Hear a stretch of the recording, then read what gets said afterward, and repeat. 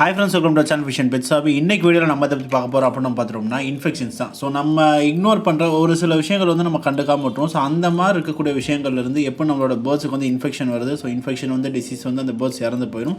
So இந்த ஒரு process எப்படி இன்ஃபெக்ஷன் வருது, அதை எப்படி வந்து அவாய்ட் பண்ணலாம் அப்படிங்கறத பத்தி தான் நம்ம இந்த வீடியோ ஃபுல்லா டிஸ்கஸ் பண்ண போறோம். சோ வாங்க இன்னைக்கு வீடியோக்குள்ள போலாம்.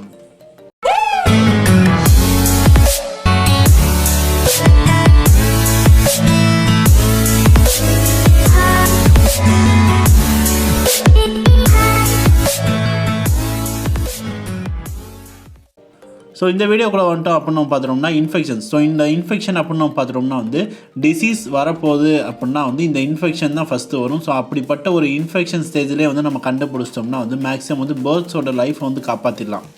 ஸோ அந்த மாதிரி இருக்கக்கூடிய இன்ஃபெக்ஷன்ஸ்லாம் வந்து என்னென்ன அப்படிங்கிறத பார்க்க போகிறோம். அது மட்டும் இல்லாமல் நம்ம ஒரு சில விஷயங்கள் வந்து சரி இதனால் இது நடக்க போகுது அப்படிங்கிற மாதிரி நம்ம நிறைய விஷயங்கள் யோசிப்போம். ஸோ அந்த மாதிரி இருக்கக்கூடிய விஷயங்கள்லாம் என்னென்ன, ஸோ அதில் நம்ம கரெக்டாக இருந்தாலே இந்த மாதிரி இன்ஃபெக்ஷன்ஸை வந்து அவாய்ட் பண்ணலாம். ஸோ அதெல்லாம் என்னென்ன அப்படிங்கிறத பற்றியும் வந்து நம்ம இதோட டிஸ்கஸ் பண்ண போகிறோம். ஸோ ரொம்பவே இம்பார்ட்டண்டான ஒரு வீடியோவாக இந்த வீடியோ இருக்க போது. அதனால் எப்போயும் சொல்கிற மாதிரி மறக்காமல் லைக் பண்ணிக்கோங்க. நீங்கள் லைக் பண்ணாமல் தான் எனக்கு மோட்டிவேட்டிங்காக இருக்கும் இதே மாதிரி நிறைய வீடியோஸ் பண்ணுறதுக்கு. அது மட்டும் இல்லாமல் நம்மளோட கம்யூனிட்டியும் க்ரோ ஆகும். ஸோ மறக்காமல் லைக் பண்ணிட்டு அப்படியே வீடியோ பார்க்க கன்டினியூ பண்ணுங்கள். ஸோ ஃபஸ்ட் ஆஃப் ஆல் வந்து இந்த இன்ஃபெக்ஷன் அப்படின்னு நம்ம பார்த்துட்டோம்னா ஒரு பேர்டு வந்து அடிப்படுது, லைக் வந்து ஒரு ரத்தம் வர அளவுக்கு வந்து ஒரு வூண்ட் ஆகுது, லைக் வந்து கேஜில் மாட்டி அடிபடு வந்தாலும் சரி, இல்லை பேர்ட்ஸை வந்து வெளியே பறக்க விடுறப்போ வந்து ஃபேன்லேயே அடிபட்டாலும் சரி, இல்லை வீட்டில் இருக்கிற பூனையோ இல்லை நாயோ ஏதாச்சும் வந்து ஒரு இன்ஃபெக்ஷன் லைக் வந்து கடிச்சிருச்சு இந்த மாதிரி இருக்கப்போ வந்து அந்த பேர்ட்ஸுக்கு வந்து ஒரு ரத்தம் வருது அப்படிங்கிறப்போ வந்து நீங்கள் எடுக்க வேண்டிய முதல் ஸ்டெப் என்னென்னா ஒரு பிளட்டு வந்துருச்சு பேர்ட்ஸ் உடம்புலேருந்து அப்படின்னாலே வந்து நீங்கள் டேரெக்டாக வந்து வெட்டினரி ஹாஸ்பிட்டல் தான் கூப்பிட்டு போகணும். நிறைய பேர் வந்து என்கிட்ட வந்து கேட்டுருப்பீங்க, ப்ரோ என் பேர்ட்ஸ் வந்து ஃபேனில் அடிபட்டுருச்சு, நான் என்ன பண்ணுறது, நான் மஞ்சள் வைக்கவா, இல்லை இந்த மாதிரி வந்து என்னோடய பேர்ட்ஸ் வந்து நாய் கடிச்சிருச்சு ஆனால் வந்து ரத்தம் வரல, அந்த மாதிரி வந்து இப்போ ரீசெண்டாக கூட நிறைய பேர் கேட்டிருந்தீங்க. ஸோ இது எல்லாத்துக்குமே வந்து நீங்கள் வெட்டினரி ஹாஸ்பிட்டல் தான் போகணும். ஏன்னா அங்கே போனீங்கன்னா உங்களுக்கு வந்து ஆன்டிபயோட்டிக் ட்ரீட்மெண்ட் கொடுப்பாங்க, இல்லைனா ஒரு இன்ஜெக்ஷன் கூட கொடுப்பாங்க. ஸோ அதனால் வந்து பேர்ட்ஸை வந்து ஈஸியாக காப்பாற்றலாம். ஏன்னா மற்ற டிசீஸ் அப்படிங்கிறப்ப வந்து நம்மளால் ரீச் பண்ண முடியல அப்படிங்கிறப்ப வந்து இந்த மாதிரி சின்ன சின்ன மெடிசன்ஸ் வந்து யூஸ் பண்ணி நம்ம ப்ரிவென்ஷனுக்கு யூஸ் பண்ணிக்கலாம். பட் வூண்ட் லைக் வந்து அடிபட்டுருச்சு, காயம் ஆயிடுச்சு அப்படின்னாலே வந்து நீங்கள் டேரெக்டாக வெட்டினரி ஹாஸ்பிட்டல் தான் கூப்பிட்டு போகணும். அது மட்டும் இல்லாமல் பிளட்டு வருது, பிளட்டு நிற்காமல் வருது, இல்லைனா பிளட் லாஸ் வந்து அதிகமாகிடுச்சு அப்படிங்கிறப்ப வந்து கண்டிப்பாக நியர்பை இருக்கிற ஒரு வெட்டினரி ஹாஸ்பிட்டல் கூப்பிட்டு போய் பார்க்குறது ரொம்ப ரொம்ப பெஸ்ட்டாக இருக்கும். ஏன் அப்படின்னு சொல்கிறோம்னா இந்த மாதிரி பிளட்டு வரதை வந்து நீங்கள் இக்னோர் பண்ணிட்டீங்கன்னா, அதை துடைக்காமையோ இல்லை அப்படியே நீங்கள் விட்டுட்டீங்க, லைக் வந்து கொஞ்சோண்டு தான் பிளட் வந்துச்சு அது பாட்டு சரியாயிடும் அப்படின்னு நீங்கள் விட்டுட்டிங்கன்னா அந்த பிளட்டில் வந்து உங்கள் கேஜ் என்விரான்மெண்ட் சுற்றி இருக்கிற மாதிரி பாக்டீரியாஸ் எல்லாமே வந்து அதில் போய் உட்காரும். ஸோ அதில் வந்து கொசு கடிக்கும். இந்த மாதிரி நிறைய பிரச்சனைகள் வர என்ன ஆகும்னா அந்த புண்ணு அப்படிங்கிற வந்து ரொம்ப பெருசாகும். அது வேறு சில பிரச்சனைகள் வந்து கொண்டு போயிடும். ஒரு சீரியஸான டிசீஸ் வந்து கொண்டு போய் விடுறதுக்கான சான்ஸ் நிறையவே இருக்குது. இதுவே வந்து சில டைம் வந்து காலில் அடிபட்டுச்சு, நான் மஞ்சள் வச்சுட்டேன் சரியாயிரும் அப்படின்ற மாதிரி நீங்கள் உட்காந்துட்டு இருந்தீங்கன்னா, சப்போஸ் அந்த காலில் வந்து காயம் அப்படிங்கிற வந்து ரொம்ப அதிகமாக கூட விழுந்துருக்கலாம். அதனால் கால் கூட நடக்க முடியாமல் போகிறதுக்கான சான்ஸுமே இருக்குது. ஸோ இந்த மாதிரி வந்து ஒரு சின்ன இன்ஃபெக்ஷன் லைக் வந்து அடிப்படுது அப்படின்னாலே வந்து நீங்கள் மேக்ஸிமம் அது ஒரு ப்ரிவென்ஷனாக எடுத்து டக்குன்னு நீங்கள் அதை சரி பண்ணிட்டீங்கன்னா பிரச்சனை இல்லாமல் போயிடும். இந்த மாதிரி ஒரு இன்ஃபெக்ஷன் வந்து நீங்கள் இக்னோர் பண்ணிங்கன்னா இது வந்து ஒரு பெரிய இன்ஃபெக்ஷன் ஆகி அதில் வந்து ஒரு டிசீஸ் ஆகி அது வந்து ஒரு பேர்ட்ஸுக்கு வந்து ஒரு பெரிய விஷயமாக ஆகிறதுக்கான சான்ஸ் வந்து ரொம்பவே அதிகமாக இருக்குது. அடுத்து நம்ம பார்த்துட்டோம்னா இது ரொம்ப ரொம்ப காமனான ஒரு விஷயம், கேஜையும் பிளேஸையும் வந்து க்ளீனாக வைக்காமல் இருந்தீங்கன்னா ஒரு இன்ஃபெக்ஷன் வந்துடும். ஸோ அந்த இன்ஃபெக்ஷன் வந்து என்ன பண்ணணும் பார்த்தோம்னா டயரியாவை க்ரியேட் பண்ணும், காய்ச்சல், சளி, இரும்பல், இந்த மாதிரி வந்து எக்கச்சக்கமான ஸ்னீசிங் ப்ராப்ளம், இந்த மாதிரி எக்கச்சக்கமான ப்ராப்ளம்ஸ் வந்து இந்த ஒரு இன்ஃபெக்ஷன் வந்து க்ரியேட் பண்ணும். அது எது அப்படின்னு பார்த்துட்டோம்னா வந்து நம்மளோட கேஜில் கீழே வந்து எல்லாருமே காமனாக பேப்பர் வைப்போம். ஸோ அந்த பேப்பர் வந்து க்ளீன் பண்ணாமல் 2 வாரம் 3 வாரத்துக்கு வந்து அதிலேயே அந்த பேப்பர் அப்படியே அங்கேயே வச்சுருக்குது, இல்லைனா வந்து ஏதோ ஒரு இன்ஃபெக்ஷன் ஆன பேர்டோட கேஜை வந்து நம்மளோட நார்மல் நல்லா இருக்கிற பேர்டு கேஜுக்கு கிட்ட வச்சுருக்குது, இல்லைனா வந்து 2 பேர்ட்ஸ் இருக்குன்னா அதில் ஒரு பேர்டு வந்து இன்ஃபெக்ட் ஆகிருக்குன்னா அந்த பேர்டு கூட இந்த பேர்டை சேர்த்து வச்சுருக்குது. ஸோ இது எல்லாமே என்ன ஆகும் அப்படின்னு நம்ம பார்த்தோம்னா வந்து இந்த மாதிரி லூஸ் மோஷனு, காய்ச்சல், சளி, இந்த மாதிரி பிரச்சனைக்கான இன்ஃபெக்ஷன் வந்து க்ரியேட் பண்ணிடும். ஸோ இது அப்படியே போச்சுன்னா என்ன ஸ்டேஜுக்கு போகணும்னு உங்களுக்கு நல்லாவே தெரியும். ஸோ அதனால் எப்போயுமே வந்து பேர்ட்ஸோட கேஜை வந்து க்ளீனாக வச்சுக்கோங்க. ஒரு மாதத்துக்கு ஒரு தடவையாவது வந்து கேஜை சுத்தமாக கழுவுங்க, வெளியே தண்ணியை வச்சு கழுவுங்க, டெட்டால் ஊற்றி கூட கழுவலாம். அது மட்டும் இல்லாமல் பேப்பர் நீங்கள் மாத்திரை வந்து வாரத்துக்கு ஒரு தடவையாச்சும் கீழே வைக்கிற பேப்பர் வந்து நீங்கள் மேக்ஸிமம் சேஞ்ச் பண்ணுறது பெட்டராக இருக்கும்.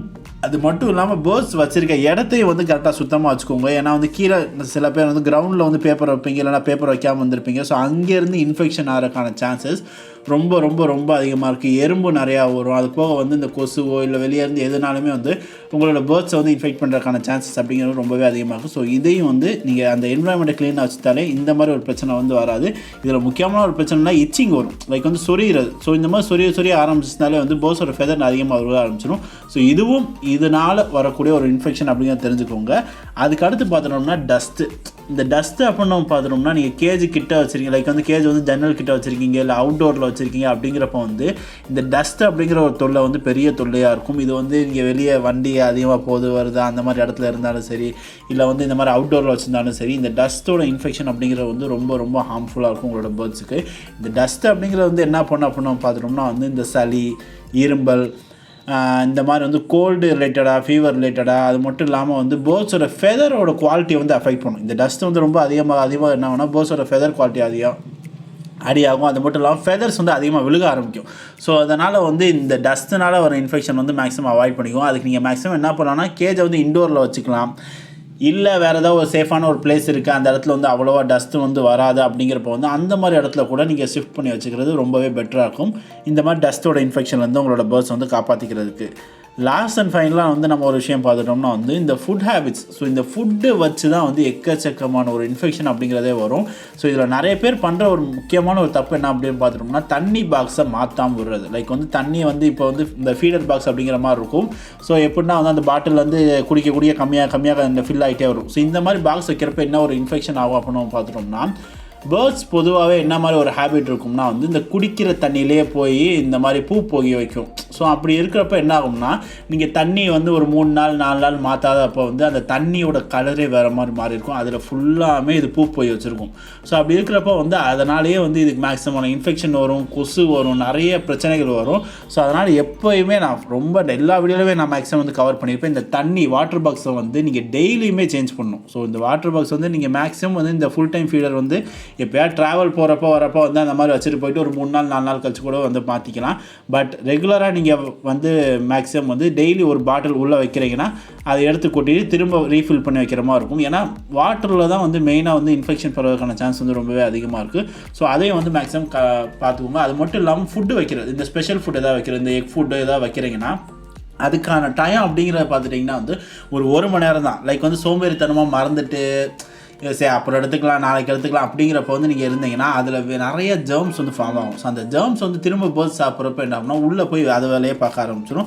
ஸோ டயரியா இந்த மாதிரி வந்து சின்ன இன்ஃபெக்ஷன்ஸ் வரும். அதை கண்டுக்காம விட்டிங்கன்னா அது பெரிய இன்ஜுரி ஆகி பேர்ட்ஸ் இறந்து போகிற அளவுக்கு போயிடும். ஸோ அந்த மாதிரி இருக்கனால வந்து மேக்ஸிமம் இதெல்லாம் வந்து நம்ம அவாய்ட் பண்ணக்கூடிய இன்ஃபெக்ஷன் தான். ஸோ இதெல்லாம் வந்து நம்ம ப்ராப்பராக இருந்தோம்னா வந்து பேர்ட்ஸுக்கு வந்து எந்த ஒரு டிசீஸோ இன்ஃபெக்ஷன்ஸோ இல்லாமல் வந்து நம்ம மேக்ஸிமம் வந்து பேர்ட்ஸை வந்து சேஃபாக வந்து பார்த்துக்கலாம். ஸோ ஓவரால் வந்து ஒரு 5 விஷயம் வந்து டிஸ்கஸ் பண்ணியிருப்போம் இந்த வீடியோவில். ஸோ இந்த 5 விஷயங்களுமே வந்து ஒரு காமனான ஒரு டே டு டே ஆக்டிவிட்டி மாதிரி தான் இருக்கும். ஸோ இதெல்லாம் வந்து ரெகுலராக நம்ம க்ளீன் பண்ணிவிட்டு ஃபுட் ஹேபிட்ஸ் எல்லாம் ரெகுலராக நம்ம ஃபாலோ பண்ணுறோம்னாலே வந்து நம்மளோட பேர்ட்ஸ் வந்து சேஃப் அண்ட் செக்யூராக வந்து நம்மளோட லைஃப் லாங் வந்து ஒரு லாங் லைஃப் ஸ்பேன் வந்து நம்மளோட பேர்ட்ஸுக்கு வந்து நம்ம கொடுக்கலாம். ஸோ ஓவராலாக இந்த வீடியோ அவ்வளோ. ஸோ இந்த வீடியோ புதுசாக மறக்காம லைக் பண்ணுங்கள், உங்கள் ஃப்ரெண்ட்ஸ் எல்லாம் ஷேர் பண்ணுங்கள். நம்ம சேனல் சப்ஸ்கிரைப் பண்ணாமல் பார்த்துட்டீங்கன்னா நம்ம channel fission pets subscribe button click பண்ணி சப்ஸ்கிரைப் பண்ணிக்கோ, கூட பெல் ஐகான் கிளிக் பண்ணிக்கோ. நம்ம இன்ஸ்டாகிராம், டெலிகிராம், ஃபேஸ்புக் லிங்க் பண்ணி விஷயம் புதிய கிளிக் பண்ணி ஃபாலோ பண்ணிக்கோங்க. நெக்ஸ்ட் வீடியோவில் பார்க்கலாம். தேங்க்ஸ் ஃபார் வாட்சிங்.